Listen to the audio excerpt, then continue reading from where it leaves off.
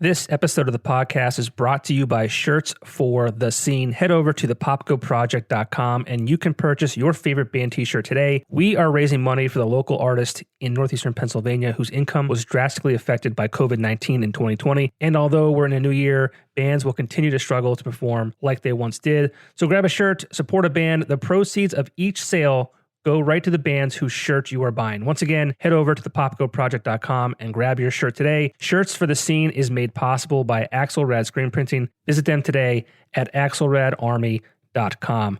My guest today is the man, the myth, the legend, Jim McDonald. Jim is the guy who started the Weekender publication back in 1993. For those of you who don't know, the Weekender back in the day was the Bible when it came to arts and entertainment in northeastern Pennsylvania. Honored for him to be a part of the series I've been doing called Weekender Files.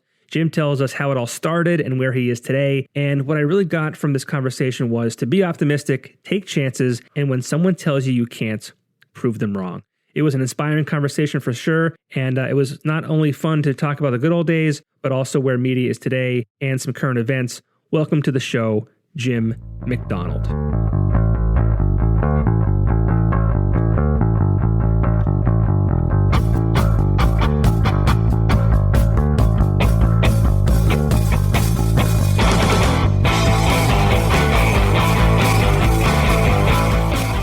we're live. Welcome, Jim McDonald. Hi, Johnny. To the show. How are My you? white whale. Not sure how to take that. That's good. No, so to me that means like you are the guest I didn't think I'd get. Oh no, it's all good. Yeah, I mean, Weekender is a legacy thing. I love it. You are the guy who started it all. Yeah, it was a lot of fun. Let me tell you, we had a lot of good times. It was interesting. It's funny as I think back. It was a time in my life where there were a lot of challenges too. So maybe focusing on that and seeing some success with it was, it was a good memory. Yeah. So let's go back. I mean, it started in 1993. Yeah. Tell us about, it was an Entertainment Weekly for me, especially. But for a lot of people that I think not only employees that work there, but just the community in northeastern Pennsylvania. It definitely changed people's lives, so to speak. Right. Well, I'm not sure they were ready for it. And I can tell you to a person, I can't tell you how many times I heard that will never work. Right. There were just a couple of important believers, and it was a night and day thing, but something that you're passionate about and pushing through is worth it, I'd say. And it really was something that, listen, I think I love where I came from. It molded me. It was great, good to me in so many ways. And there's so many people there I love and are friends with, et cetera. But, it's 10 years behind. Let's face facts of what it was. And they weren't ready for a lot of the things that we were talking about, gay clubs or Condom Man or whatever, model of the week. I could go on and on and on. We had so much fun on Valentine's Day. We did the area's best divorce lawyers. So, we kind of took it as making fun of the area that needed to, taking some shots at it so it would advance socially. Right. And it was a lot of fun. And I remember an ad campaign we did called Either You Get It or You Don't. You either get it or you don't. And that's really what it was. Every week we'd sit around, we'd talk about stuff. And we'd be like, oh, this will be crazy, So, and it was highly effective. And people read it. And as a result, they used the advertisers and away we went. So were you from northeastern Pennsylvania? Dallas, Pennsylvania. Wellington Ave. Born and a lot of raised. good memories there. So, were you asked to start this product or were you like, you know what? We need this to happen and I'm going to do it. So I have a little known and seldom used fact about the Weekender is that I started it before I started it with the Times Leader on my own. Right. And I stopped publishing it for about 3 or 4 months. I can't remember. That's a long time ago. I can't remember exactly. And I met an executive at the Times Leader on Public Square. I think I was listening to like one of those lunchtime concerts or something like that. Who knows? They had those back then? I think they did, yeah. Or maybe I was just there looking at girls. I mean, I'm not sure. But so, he said, "What are you doing?" I was like, "I don't know. Looking at different businesses to start and things to do." I wasn't quite sure. He said, "Why don't you come and talk to me?" So I came and talked to him, and he had seen the things I had done. I had done another paper before that, had grown up in the distribution business that my dad had. So we started talking, and I said, "Let's restart the Weekender. I'd like it to be more edgy." And, with the Times Leader's distribution capabilities and infrastructure, et cetera, it made it a lot easier. It was a little tumultuous internally because they gave me free reign. And that was kind of my request. Like, I'll do this, but, I see how successful these things are in other cities, and we're going to have to, take some risks on it. And there were plenty of calls. Oh my God, plenty of calls. People couldn't believe it. A condom on the cover, a man dressed up in a condom costume, all kinds of things. Our first story ever was about a girl that was putting herself through college by stripping. So, and it was a Catholic college. There were all kinds of things like that, we'd sit and we kind of giggle about, but that's life. I mean, stuff like that. And people there were afraid to talk about it. And that's why we pushed the envelope. Right. And you did a great job. I mean, I'm familiar with you, just mostly your name. I think I met you maybe once or twice during my time at the Weekender. So, I mean, for me, you were like this like legend, that you existed, but you didn't that far. I wish I was taller. I'd be more legendary. But no, I mean, like there's this thing that you started it, and I don't know that there's been anything since that product that's done the same thing. Obviously, print media has taken a hit, with social media and the internet and all that kind of stuff. Yeah. Fragmentation. But I just don't think that, I mean, I think by the time I got there at the Weekender, not that I was going down by any means, but like you couldn't do as much because I don't know, people started getting offended and all that kind of stuff. Well, they were offended from the start, make no mistake. But here's the thing. I had this kind of, I won't call it a protection card or anything like that. As long as I was successful with it, there was a strategy at the Times Leader that we were taking market share from a key competitor. And that's how I sold the project. And I said, you want the back page ads off of the Citizen Voice? Do you want to open up markets that you don't have in the newspaper and gain market share? I'll do it.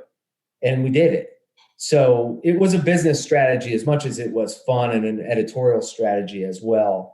But what happened is after I left, I think that, there's always internal power struggles in every newsroom, in every news organization.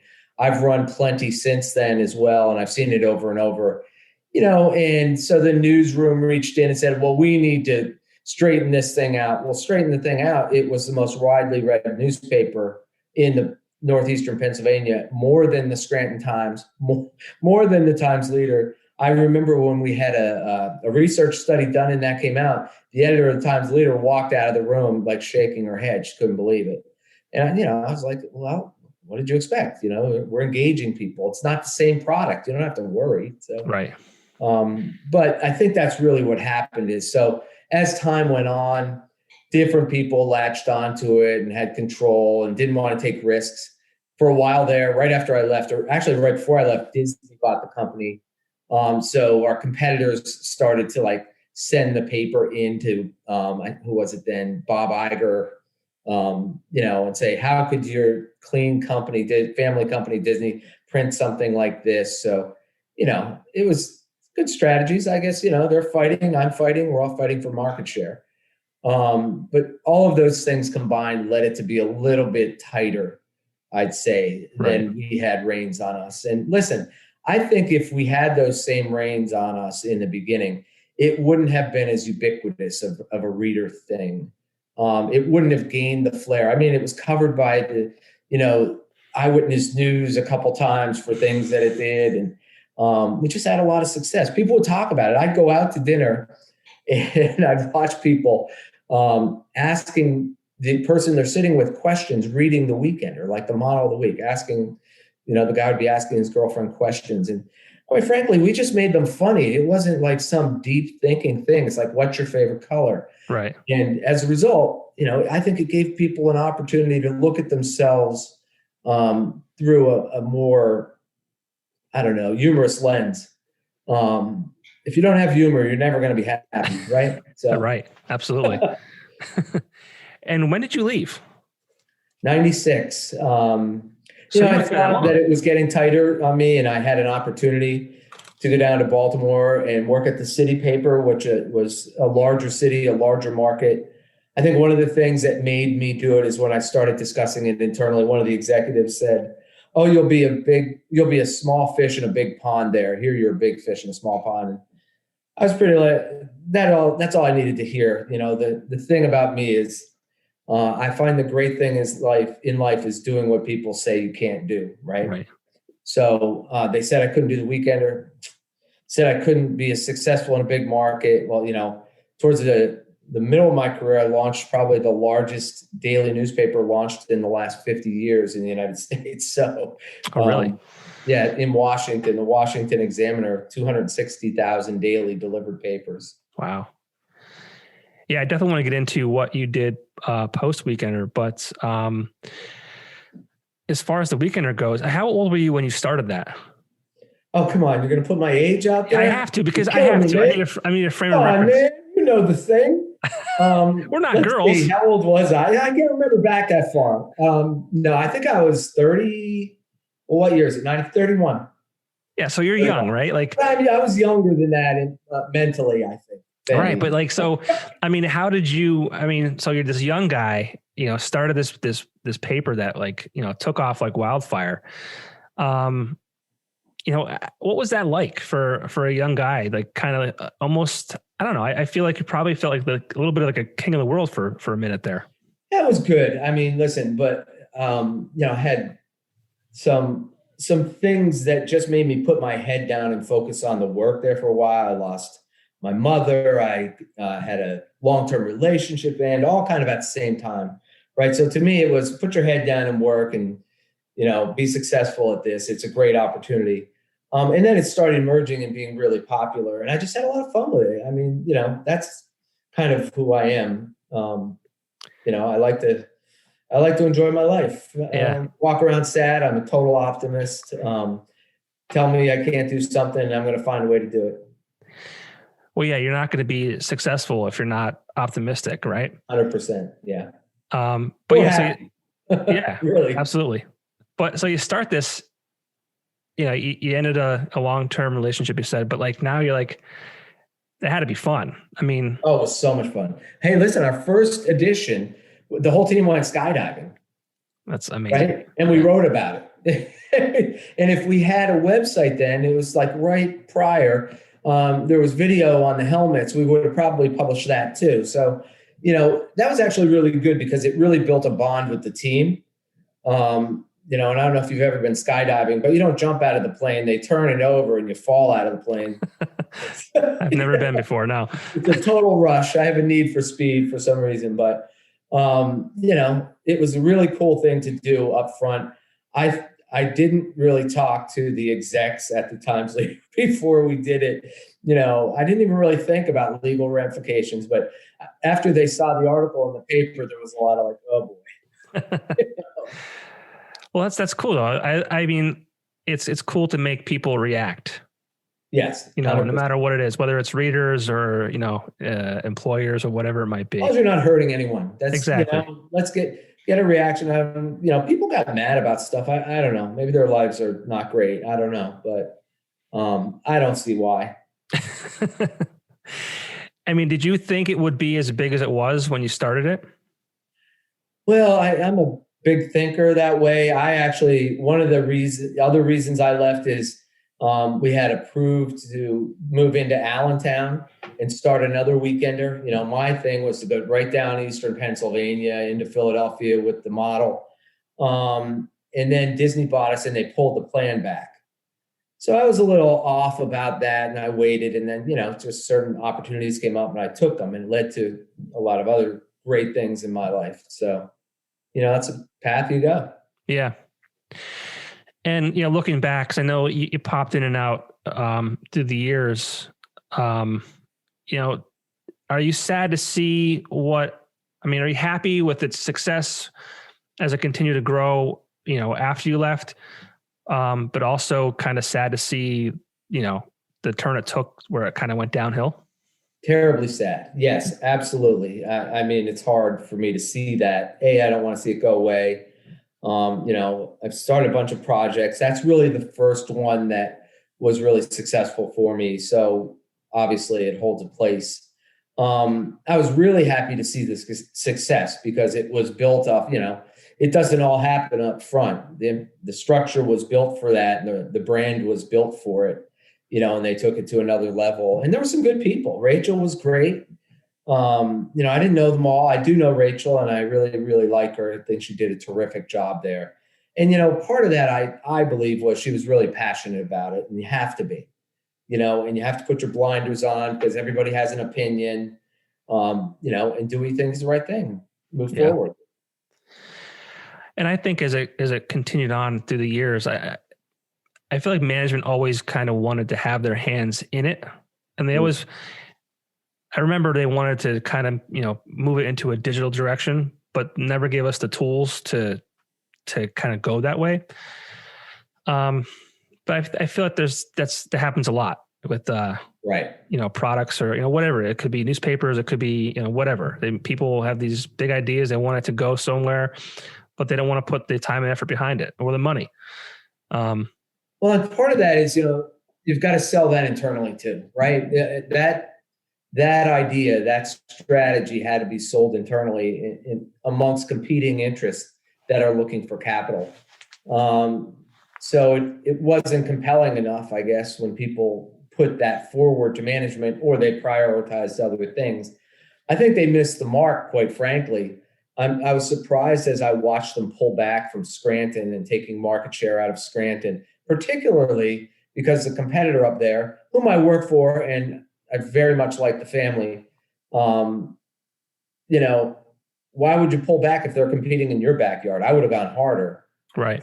Frankly, that would have been the way. If I ever came back to the Times Leader, I'd be dropping something into Scranton the first week. Not because I dislike them much, just because I think it's a good strategy. Right. No, of course. I mean, I like the Lions. They're great people. Now, did you say you worked for them now, or you worked? No. I worked. That's where I went actually. After I left the Weekender, I went to Baltimore. They owned the Baltimore City paper. Right. Okay. So I stayed there a year, and then I went to New York and ran the New York Press, which was a great, fun ride, and where I met my wife. Awesome. It's amazing how many people went from the Times Leader to, Times Shamrock. Well, they're big. Obviously, they recruit, right? That's part of their strategy. It's smart. If you take the best people away from your competitor, they're less competitive. So, yeah, I mean, that's where I went when I left the Weekender. Oh, where did you go? To the Scranton Times? Oh, well, I went to their radio products. Okay. Yeah, which is where I currently am now for the next 2 weeks. Gosh, I had some good friends there. Yeah. Yeah, I mean, there's probably at least 10 people who, between the years of 2013 and even 2015, who kind of jumped ship and came to Times Shamrock. It was funny too, because I remember being on the Times Leader side, and when Rich Connor was the editor for the Times Leader and the publisher, and it was really kind of like almost like a war. Right. Which was exciting. I mean, like I like competition. I grew up in the Michael Jordan era where, if you talk trash to him, he'd like just bury you. So like it was fun. Like, so, Weekender had the Electric City, Diamond City. So, I mean, like I like that. And I don't know where it stands today. I think the fire has kind of died between the two. That was my question to you more so was, how is that doing? Who's winning that battle between the Times Leader and the Citizen Voice? Well, it's all a numbers game, right? It's, you can cut up those numbers any way you want to. We're number one daily, or we're number one circulation. Right. Yeah. So the pandemic changed everything too, right? It's definitely, but as far as either side shouting from the rooftops that, we're this or we're that, it's been kind of non-existent. Which I guess, I don't know. It's surprising that we could still be a 2 newspaper town, right? Look for a consolidation. I can't see it happening any other way. I'm in mergers and acquisitions now of media companies, and the newspaper business is challenged. It's the nicest word I can use. Yeah. All over the place, and there's not a lot of places for them to go. Fortunately, digital properties are starting to learn how to make money and be profitable. Maybe don't have the same sales volumes, but they'll get there, right? Yeah. Yeah, I can't. When I left the Weekender and I left on my own terms, I always thought the Weekender was this, it's like that girlfriend who cheated on you that you still love, but you hate at the same time. Yeah. And even to this day, it just, I didn't leave because I wanted to. I left because I saw the writing on the wall, and I think I eventually would have been asked to leave. Mm-hmm. And for no other reason than, budgetary concerns or, new ownership, cutting different things people, out. right? And they bring different people in, yeah, which is fine. But yeah, I was angry initially just because, I was an intern in 2004 and I was like, one day I want to be the GM of this newspaper, this weekly. Mm-hmm. And I loved that thing. I was, when I started there, I was out every single night of the week, which it was amazing. I remember waking up and every day saying, I can't believe I get paid to do this. I don't get paid much, but I get paid to party. Right. It's true. And not get paid much was true too, which is why I went somewhere else at the end of the day, Yeah. But listen, it was what it was, in terms of where the company was financially when I was there, at least. I think they got tight on it and thought they could squeeze it. And that did not help it. As you were talking about earlier, there could have been reinvestments made in a digital product that would basically own Northeastern Pennsylvania right now. They could be pushing news through it. There's all kinds of things they could have done.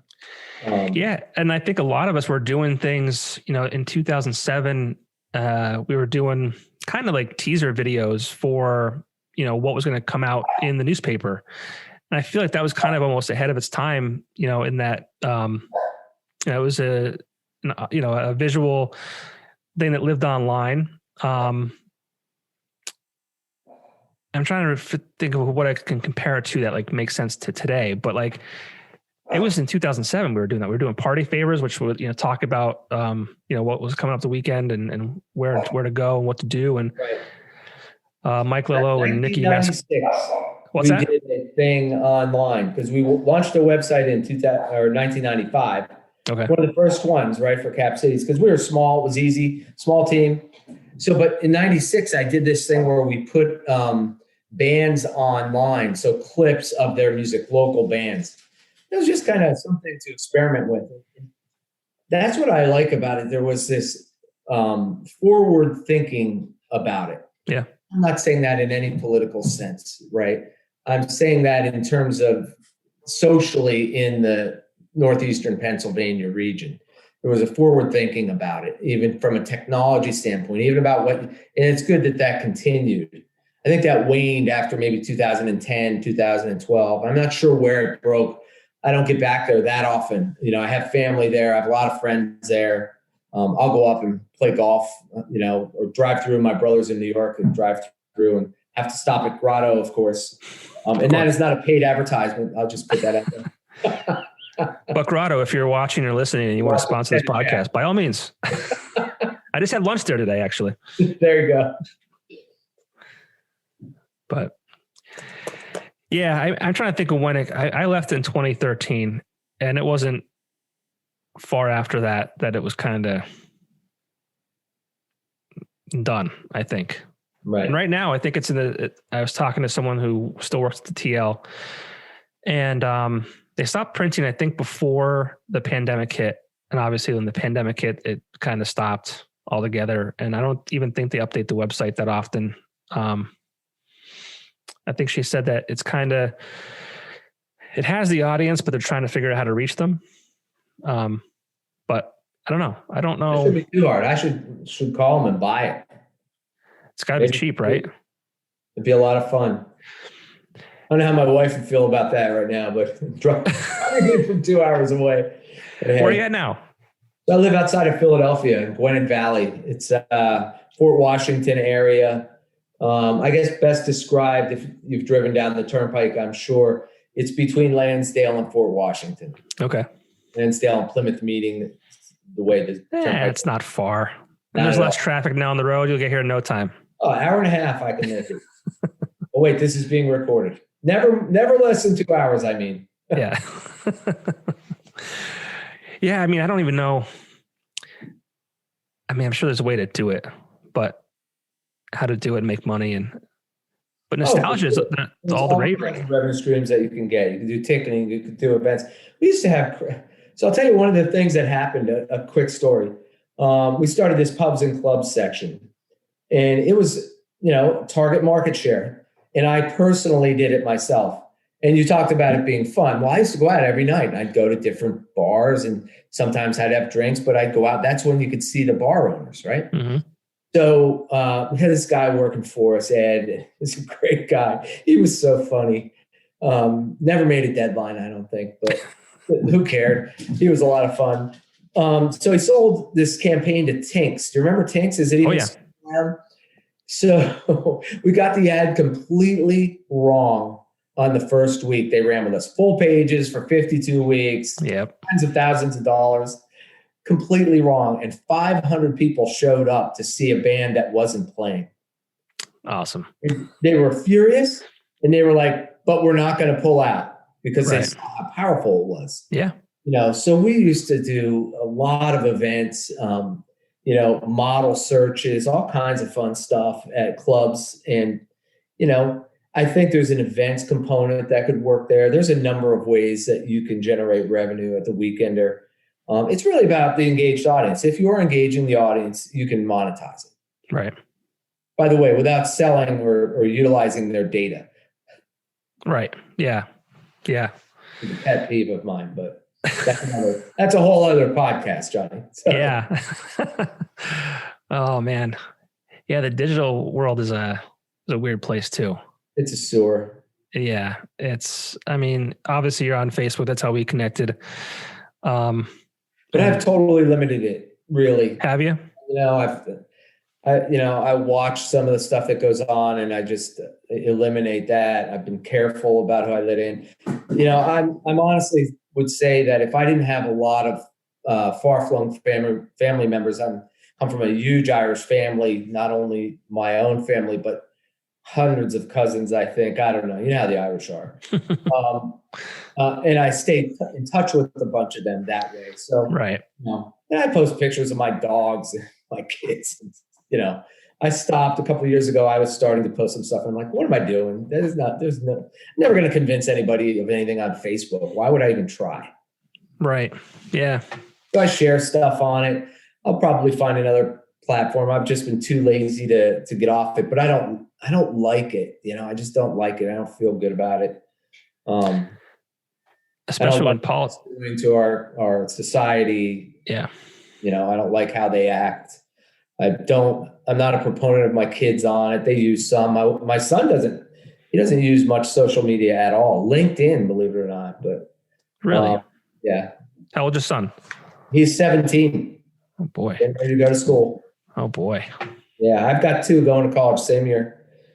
It's going to be a rough year for me. I was going to say, a lot of money. I have nobody to, my wife and I are going to, I guess we'll travel. Who knows? It may be, right? Yeah. Yeah, maybe. Exactly. What are your thoughts on that? The whole pandemic and all that. I'm an optimist. It's going to be over soon. Not over, but more well-balanced. And I think there have been a bunch of mistakes made. Listen, nobody knew how to handle it. So this isn't me pointing fingers at anybody. It's nobody knew what the right protocols would be. They've improved the way they treat it. But I can tell you this, I really abhor being locked, Listen, I never thought I'd be locked in my house without one of those things on my ankle. So, who knows? I mean, but in all seriousness, it's a very difficult thing, and I don't think anybody measured the psychological impacts it had and things like that. I'm fortunate. I live in a great area. I've got a lot of property. I'm out with my dogs, out and about, and swimming, whatever. I can do stuff. I'm not locked in a park. I couldn't imagine if I still lived in New York City, right? What it would be like just in a small apartment. I'd be going crazy. Yeah, I have a cousin who lives in New York City, small apartment. He was a waiter at a high-profile restaurant, and he couldn't work, and he's took it seriously, and I think he locked himself in his apartment. I can't imagine, being alone and just kind of looking at your four walls all day.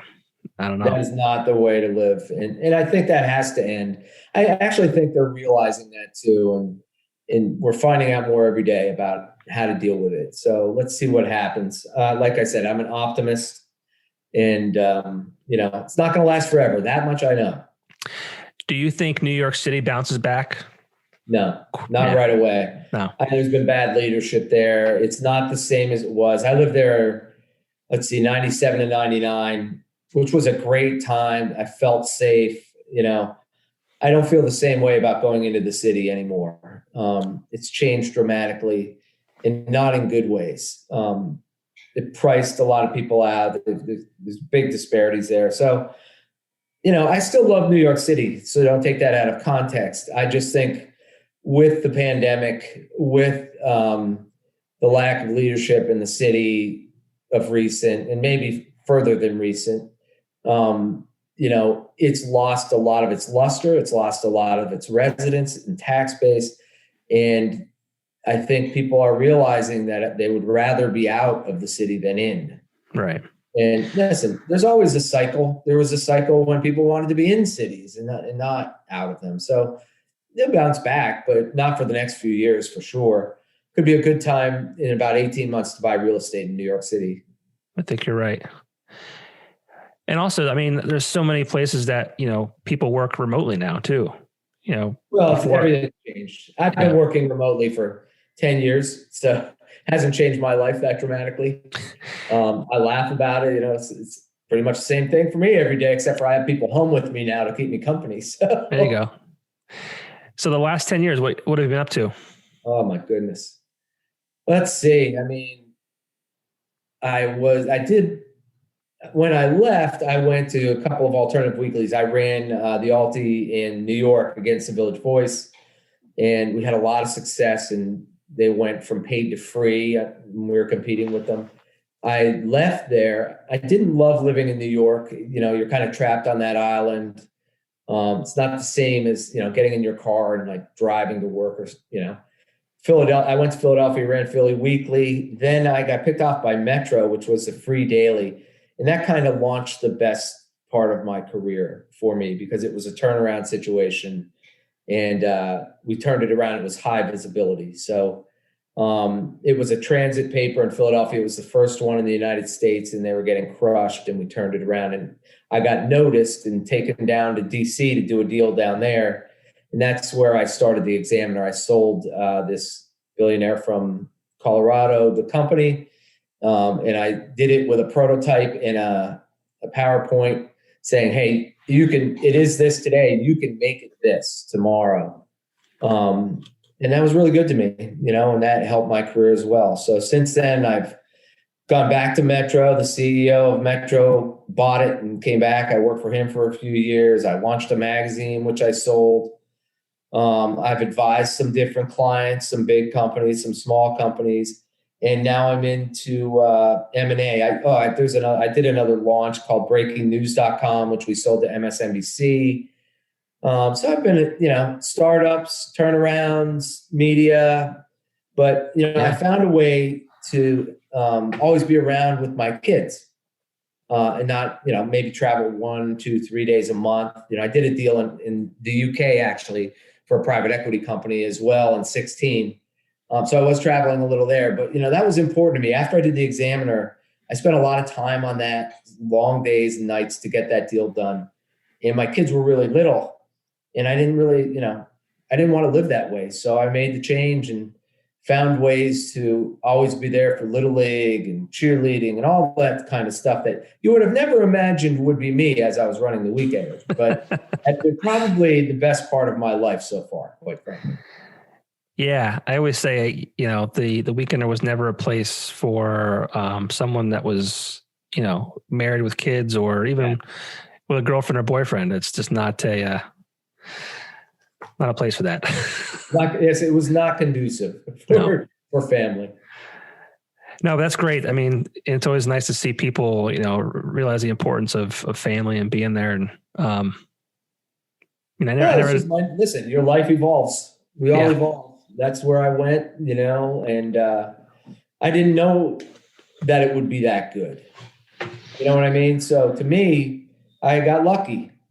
I'm a very lucky guy in a lot of ways. And not everything I've done has been successful. And I've made plenty of mistakes and done a lot of stupid things in my life. It's just I try to make sure the good outweighs the bad. So sure. And what would you attribute your success to? I mean, I would never quit. I see something, and if it becomes a challenge to me, I have to do it. I played competitive golf. I didn't have the best swing, but I won. I found ways. You find ways to win if you want something, and that's tenacity, I guess. Yeah. I think you're absolutely right. I think that's a lot of people who I talk to who are successful. That's a common thing right there. Yeah. It's just, not Harvard and Yale. It's not that they hurt. Trust me. That's great. But if you have tenacity, you still have to have tenacity. Yeah. To me, it's like a game, but I did figure out that the last, 20 years, 15 years, whatever, that there were more important things than winning all the time too. Right. So winning to me became a different set of values. Maybe it was winning at Little League. We did win a championship there too, by the way. You don't stop. You don't stop. You're right. You don't stop. One of the great days of my life. Oh man. I don't know. Listen, life's about having fun, enjoying the people you're with. And I try to find ways to do that wherever I'm at. That's good. I saw you have a young child now. I do. He just turned 3 in December. So just getting fun for you, starting to talk and Christmas was fun. He understood that, Santa was coming, and if he was bold, he wasn't going to come, and ripped open the presents this year, and that was a lot of fun. And just to see the excitement on his face. The best. Yeah. I mean, we had him, I guess I consider it late. I was 35 when we had him. My wife is 4 years younger than me. So, she was 31. Dude, I was 40, I think. Yeah. My wife's she's a little younger than me, but like 11 years or something like that. But. A little. Hey, come on. Come on, man. That's good for you. I'm not mad at you. I told you I was lucky. Yeah. Hey, I feel the same way. I always say I'm very lucky. But yeah, I wish, so when we had him, because my wife and I, she's very smart. She's a pharmacist. So she was in school for 1,000 years, because initially she wanted to be a doctor. It did 4 years of undergrad, then decided she didn't want to be a doctor. She wanted to be a pharmacist. So between pharmacy school and her undergrad, she's like, all right, well, if I don't get into pharmacy school, I'll at least have a year towards my master's. So she did, 4 years undergrad, a year towards her master's, got into pharmacy school. So another 4 years there. So I think a total of 9 years. And wow. So, that's like me in college. I was on the 15-year plan. 3 credits a year. No, not in all seriousness, but listen, there's something to be said to that. My brother's a professor, and just the lifestyle. It's a great lifestyle, to be in school or to be studying or teaching. Yeah. So she's really smart, much smarter than I am. And we never rushed anything, and got married in 2015 and then had our son in 2017. Yeah. Wish we did it sooner, but everything happens for a reason, right? 100%. It's all good. So that's what gets you where you are today, right? Yeah. But yeah, he's an absolute joy. He's funny now too. But he's also, they say terrible twos, and then I've also heard that 3 is worse than 2. Yeah. So there's a couple periods, I'll tell you that he'll start to really kind of latch onto you, and but he will be a little bit tough from maybe 3 to 5. Then they start to mature. Then like 12 and 13 and 14, when they start to gain independence, it's just a change, really. I mean, I was probably a lot worse. I can't imagine. I was the 5th of 5 boys, 5 rascally Irish boys. Oh, wow. Dallas, Pennsylvania. God bless my parents. That's all I can say. My brothers, some of those guys weren't easy either. Well, that's probably where you got it from. You had to keep up. You had to. Let me tell you. Fight. I learned all the wrong things from some of them. We never got in real trouble, right? They're great guys, so please don't take that out of context. Well, you didn't get in real trouble though, right? So you're still all right. Yeah, listen, that's like the rule in my house with my kids. Don't do anything stupid that's going to affect you for the rest of your life. I know you're going to make mistakes, but yeah, that's got to be hard now. I mean, you said they're not really on social media, but I mean, I can't imagine what it's like for, kids that, have social media from the day that. Well, I know. Listen, it's brutal. It's brutal, especially for the girls, I think, a lot. Yeah, 100%. I mean, it's. I grew up with all boys, so I didn't really have girls in my house except my mom. My mom certainly, wasn't living through her teen years with me. So I didn't realize how brutal girls can be to each other until daughters. And it's tough. It goes from, bullying at school, then, now with the internet and social media, it goes home too. Oh, yeah. You can hide behind it, right? The bullies hide behind it. That's true bullying.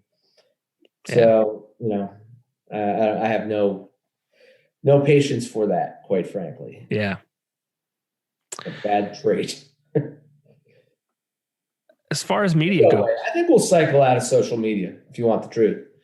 Might take that'd a be cool. few years. People are already starting to realize it's hard to do because there's not placements yet for communications or connections. But we'll certainly cycle out of this.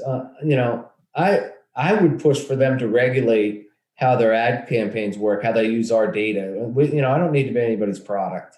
Yeah. So I'm an advocate of that in a big way. Yeah, I agree. Yeah, it's they're people are making a lot of money off of us. Yeah, and they're not helping. No, nobody's being helped by that. Right. We're all gaining from this experience. And there are certain things that we gain from, as I mentioned before, connections to my cousins or my family or old friends. That's really cool. It's great. But I did live a long time without that, and I was doing fine. Right. I could always pick up the phone. I wanted to call my cousin Mary or something, So yeah, I'm not thinking we can't do without it.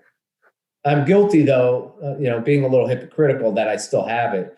And there have been a few times in the last year or two that I've even said, I'm done with this and I'll go off for a while.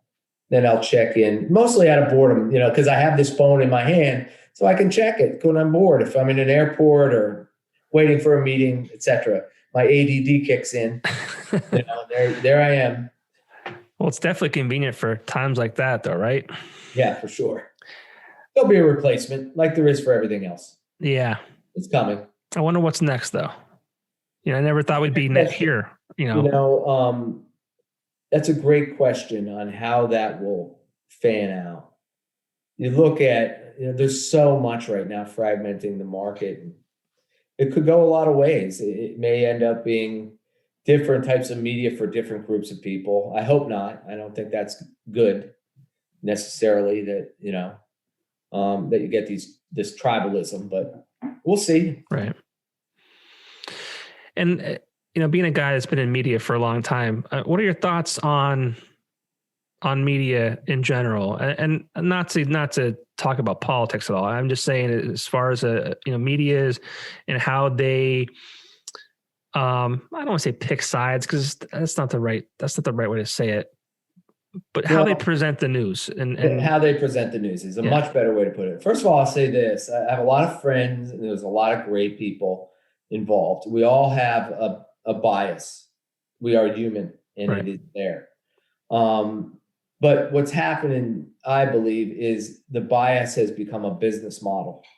Right. And, it's not good. It's really not good. And it's not necessarily that all of the media are reporting fake news. I hate using that term. But it's the way it's presented. It's where you put the stories. It's how you headline them. And I'm not just talking about newspapers. I actually believe TV news is the worst at it, right? They are the worst, most biased. And in all different ways, to the right, to the left, and it's bad for our country. It's bad for the news business. It's hurt the businesses, in my mind, because when you lose the trust of the people that are your readers, you've lost a lot of value. Right. So, it's going to be an important thing to gain back. And listen, that will evolve too.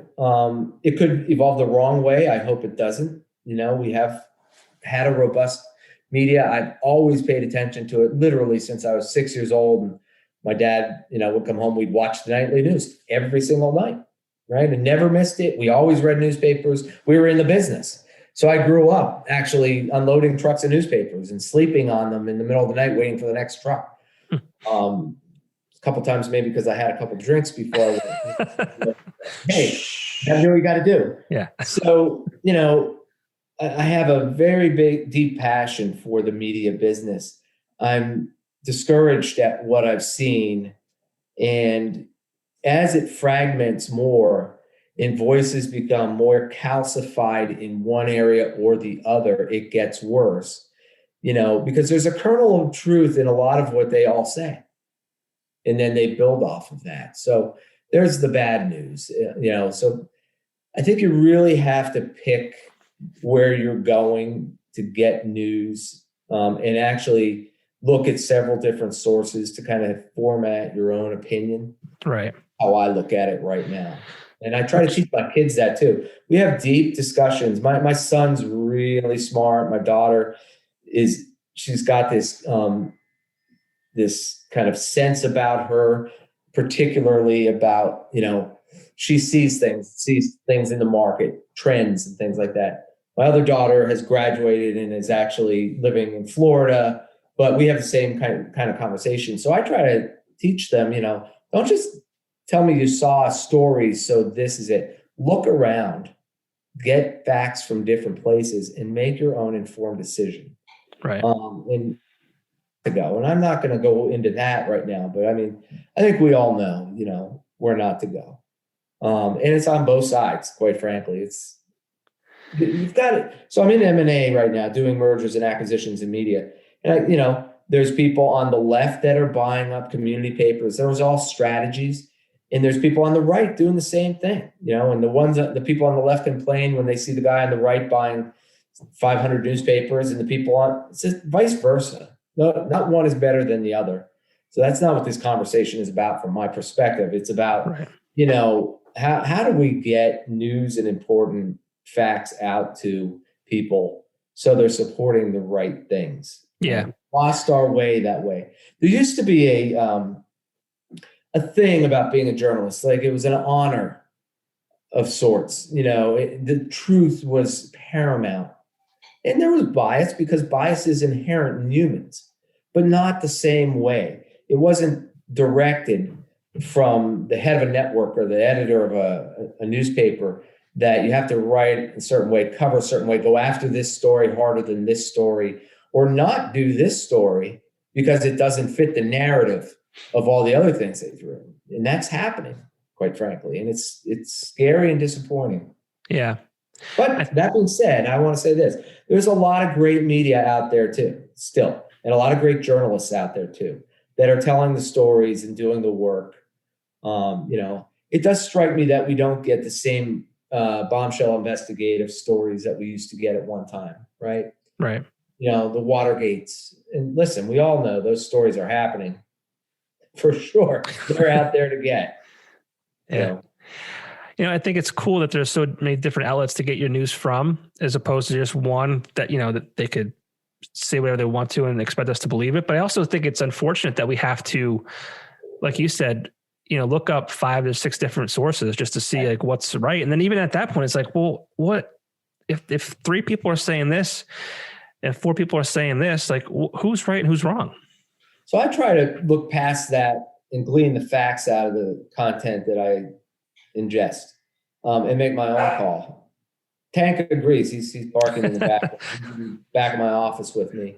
My other 2 dogs are downstairs. They're too big here to be up in my office. So I'm up here. But anyway, I think that's one way to do it. But I go to trusted sources too, or most trusted sources. I know a lot of people in media too. I mean, I kind of know where to look. If I'm in, I don't know, Southern Maryland or wherever I might be, Arizona, where do I look? And I'm not, and that's one thing I find, having worked on the inside, I step back and I look at how people look at it on the outside, and they don't realize that, I knew a lot of journalists at a lot of places, at the Washington Examiner. I mean, and they had a slant. And it's just, that's how it is. And you have to understand that going in that. And not everybody does. Right. There's the issue. I think you're right. For sure. It's a crazy world. Listen, I think we'll be fine. I think there's a lot of things that are moving parts here that we don't have information on yet.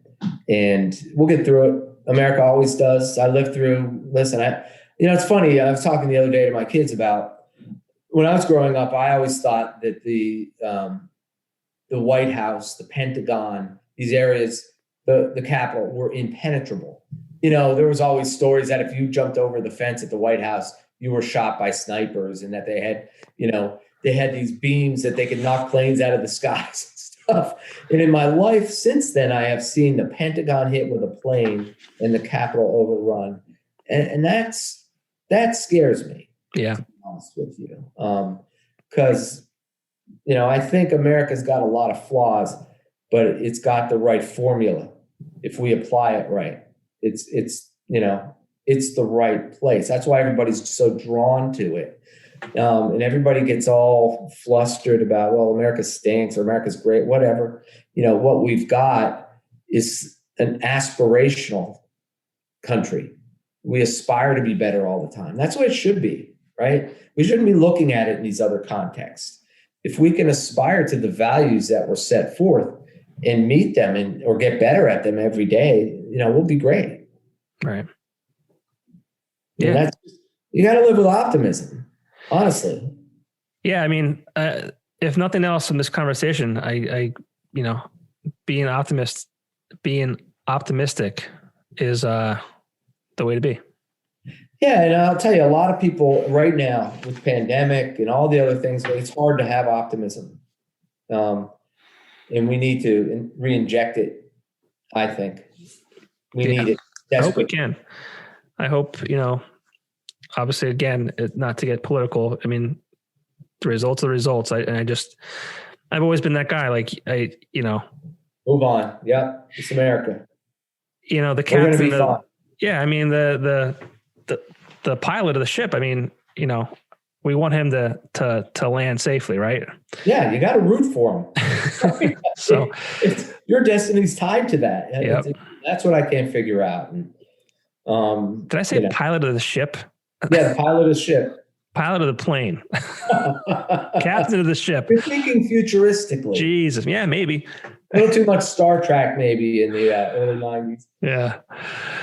But, well, I appreciate you taking the time to talk to me. Like I said, I wanted to get the guy who started the Weekender, who ultimately, if that didn't exist, maybe I wouldn't be where I am today. I've always heard stories about you. Like I said, I met you a couple times. I hope you didn't hear them all. I'd love to hear them. I don't think we could record them, but No, there's certain ones I probably don't want recorded yet. but that's the joy of, being at the Weekender when camera phones and things like that did not exist. True. Oh, they should. Wow. We never recorded our editorial meetings. Forget about it. Yeah. Oh man. A lot of fun. But favorite Weekender moment, what would it be? Wow. That's a really tough one. I think it was the day we launched it. It's just so exciting, honestly.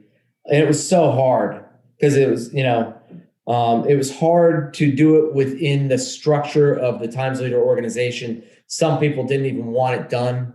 And there were all kinds of roadblocks and people telling me they'll never work. And when it hit, it was almost like the first week we sent hawkers out in the street, handing them out. Totally rogue, I have to say. I don't think we should have had people like in the middle of Wyoming Avenue handing out newspapers or in Public Square or whatever. Well, Christy Greer was talking about that she was. Yeah, she was there, I believe. Yeah. Yep, she was one of the people helping you hand them out. There were great people I was working with. It was very, I have to say, it was a tough year for me that year. And I was very grateful to be able to get that out and done successfully. And it literally, I think I picked up the last ad 4 hours after deadline, and got it in. And everybody was like scratching their head. There's me in the composing room. And they don't have composing rooms anymore, really, in newspapers. But we were still doing paste up. That's how long ago it was, right? But so, I think it went to press at 1, and I don't think I slept that night. I think I waited for it, frankly, to come off the press. Yeah, I think I would have too. That's cool. So it was really cool. But there were many great moments being at events where thousands of people would show up, and it was a lot of fun. And everybody, listen, we were fortunate. I was really fortunate that I had a team of people that were just filled with ideas, and we didn't have any pretense amongst us. There was no time anybody felt like they couldn't throw something out there, and we'd bust them if it was a bad idea. And they didn't mind. That's the thing. It wasn't mean or anything like that. We had a great group of people. It was a lot of fun. That's great. Well, thank you for doing this. Thank you for starting the Weekender. Thank you for being a pioneer, so to speak, in our area. Well, thank you. Thanks for all the compliments. I'm not sure I'm worthy, but no, I mean, it is what it is. Like, I mean, it was a great product, and people message me about these things I'm doing here, just like saying, hey, like, I was never at an event or whatever, but like I remember the Weekender and it was really great, the local music, yada, yada, yada. And that's kind of what, I mean, I started doing this for me. It was a selfish, thing to an extent, because my memory is starting to get a little fuzzy as far as like, my life there. But then I'm like, you know what, there's so much before me that, I don't know about, that I would love to know about. And also, if people remember those good times, maybe they'd be interested in, learning to, see who started it all, or, see, Well, I'd love to see it come back. So I'm glad that we did this. I would love to see it come back. And listen, I just think they got to make it a little more edgy and re-engage the readership. I'll never forget one thing that was said to me by the publisher of the Times Leader when I started it. We went to lunch like that day that I just told you about. And he was asking me what's on the cover. And I said, well, there's a woman in a bikini. It says, does your mother know you strip? And it was the article I talked about, that the woman that put herself through college that way. It was a great story, quite frankly. Stories like that weren't being told there. And, he looked at me, and I've actually lived with these words. And he said, Jim, if you get readers, you'll get advertisers. So do it. So I followed that mantra for a few years. Yeah. I mean, that's how it works, right? Yep. That's exactly how it works. Yep. So yeah, it's unfortunate. We kind of lost our way. I think it just became, I'm not bland. It became safe. It became, clean to an extent. Right. Right. But Gotta take chances, Johnny. yeah. Life is full of opportunities to do it. Be smart about it, but Right. That's what I'll take away too. Take chances. Write that one down. But then if you fail on that chance, just get up and take another one.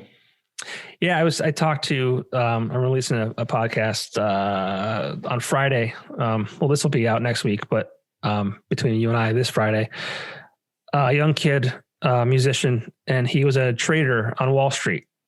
Great job, made a lot of money. And then he just quit his job to focus on music. Mm-hmm. And young kid. And so I told him, I said, people always told me, like, do it when you're young, because you have a chance to, if it doesn't work out or whatever, you can, move on. Yeah. Do something else. Right. It's not too late to, you're not married with kids and, a house and all that kind of stuff where you, right. You can fail now and not, lose. So. Right. Well, I mean, listen, you could fail when you're in your 50s too, and still recover. There's a lot of failures in life, mini failures, whatever, that aggregate into success.